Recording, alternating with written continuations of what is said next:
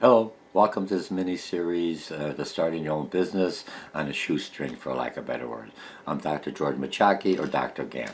Let's talk about, on this step here, we're going to be talking about naming your business. You already know what you're going to do, what kind of products you're going to make or services you can start off. Remember, we're looking at a small scale. You are on a shoestring budget, you just got laid off, or you're trying to get into them and you want to work for somebody, so you're going to start your own operation. And that's the way a lot of businesses start. They start small and they expand. But now the thing you have to consider is you have to have a name. What are you going to do it? If you look at, and the way you're going to find out your name, you try to keep the name simple. It's easier when we talk later on about marketing. It's easier when we talk about creating a logo. It's easier for the customer to remember your name because they could tie in. Remember, once you have the name set for your business, and we'll go later on showing the legal, whether you're going to be an LLC like my previous business was created, or do you want to be a sole proprietor, or do you want to be a corporation, or do you want to have a partnership? All those we'll talk later on. But right now you have to have a name for your operation. Now, keep it simple. Think of several names. There's no right or wrong answer to this. Some are better than others. Try to have something that's easy to remember, easy to spell. Because you want people to type it in. They kind of have to be within the ballpark. You know what I mean? So the search engines will be able to pick it up. All right? You're building a brand.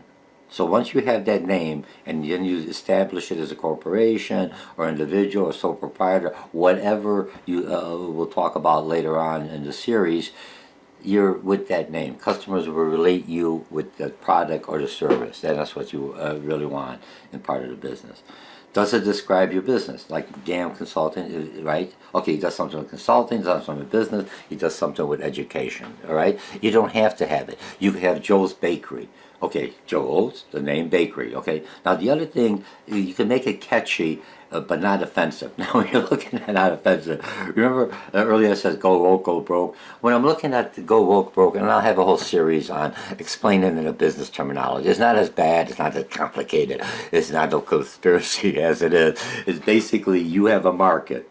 And this is what you have. This is your product, and you're saturated this market. Customers know you, and now you're trying to expand the market. And when you start expanding it, you may start eroding some of your original market because what you're doing people don't like. And that's what happens. If you keep on going to the one side and it's not making any money for you, but you keep on saying, I'm going to be successful, that's where you go with the broke situation. So when I'm looking at catchy but not offensive to the market, you're going to have that one little niche because you're going to be very local. Remember I was telling you, a lot of things are happening with the supply chain, a lot of things are happening outside. There's a lot of uncertainty. Are we in an inflation or a recession? Is there going to be another war with China? The whole logistics. So now you're right here. This is a good opportunity for a small business to start, but you got to find that niche, the people that will trust you, the people that will work with you. So you don't want to be offensive to your market, but you're going to have that one market. So what I want to say when you look at this, they talk about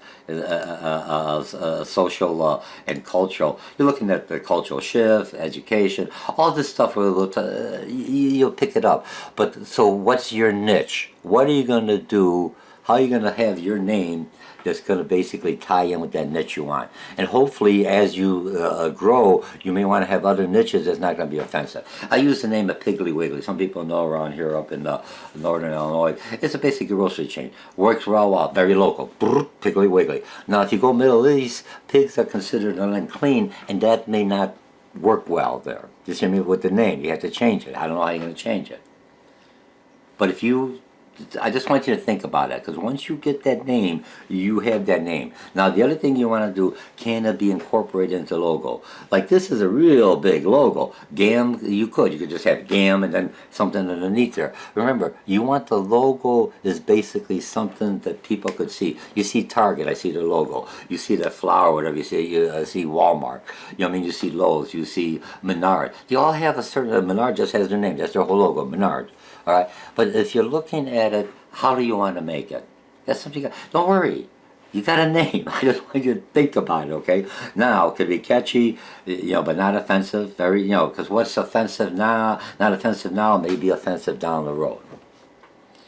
I used to teach sports marketing, and real quickly, I don't want to get off, but I like to just tie in some of this. And then I'll be in a class and say, hey, I get some people that I tell you a sports jock. Oh, that's offensive to me. I said, oh, offensive? What do you mean? He says, I'm more than just physical body. I have a brain. Oh man, when I was going to high school, everything sports, man, I wish they would call me that. Otherwise, I'm not. You see, does that kind of make sense? So you have to look at the name. May not be offensive now, but could be offensive later. But it may not be offensive for the target you're selecting. That's what I want you to think about. Who are your customers that are generating? Who do you want to attract? And that's where you have to think about it. So just take your time. Remember, it's a homework assignment. It's something you want to think about it. So could you incorporate a smaller, like the business, this is kind of big to incorporate into a logo, something that's short. Can it be sold or transferred to another business or person? When you have a name, let's say if you got Machaki's Construction, and now I want to sell that name, the company, I have to sell the name. Because people are going to that company, they don't know, they still think I'm owning it, or some parts are in there, so is that name transferable? That's something you have to think about. If a common name like Smith or Patel, if you're from India, it's a common. You may say Patel India, but then you're competing with other names that are similar to yours. So think, you want to be a little unique, but still easy and still able for people to retain and be able to pronounce it, at least spell it, or feel comfortable with it, okay? And could you sell it? Because sometimes you may want to sell your business. Remember, part of starting off a small business, you're successful and you're an entrepreneur, but then you want to sell your business. So you're selling the name and everything else because they're picking up the whole thing. Okay? Look at other business names and logos. That's the whole thing you do. Don't just jump into, I'm going to start a name. Look at other business. Go around. Look at business cards. Look at and you're looking. I'm not looking at the corporate. They got people that basically they pay to come up with these real catchy slogans that aren't really working well. Look at the YouTube. Look at some of the social media. Look at some of the small stores that you go into. Look at how the logos. Look at business cards they're giving. Oh man, this is simple. This is good. This makes sense. And you'll find a variety. And that's what you have to. Later on, I'll have a little session on what you need to put on an effective business card, okay? Okay, look at our business. Check to, okay, now you've got a name. Let's figure, right, remember? Once you have a name, go online and see if there's other businesses that have that name. They're ready. I have it protected. That's down the road. You got something else? Okay, it's a common name. And then try to get a website. Because remember, you're building this business up. You're not starting anything, you're not selling a product. You may not sell nothing for the next 5 years. But you have now a website registered in your business name that no one has. Later on, we'll say how to protect that name if you is the name that you want, how to trademark it, okay? For lack of better words now. But don't worry about it. You got the name, go on Google, search at it, try to find a website, and say, oh, there's no website. Could I get the website? Now, do you want it with .com, .org, .net? There's other stuff on there. I'm not going to cover this now. I'm just covering names. I want you to understand. So now you establish a name and you have a website. Okay? Now, in the name, do you want to have, are you looking at ecological or greening friendly, environmental friendly? You could have like a green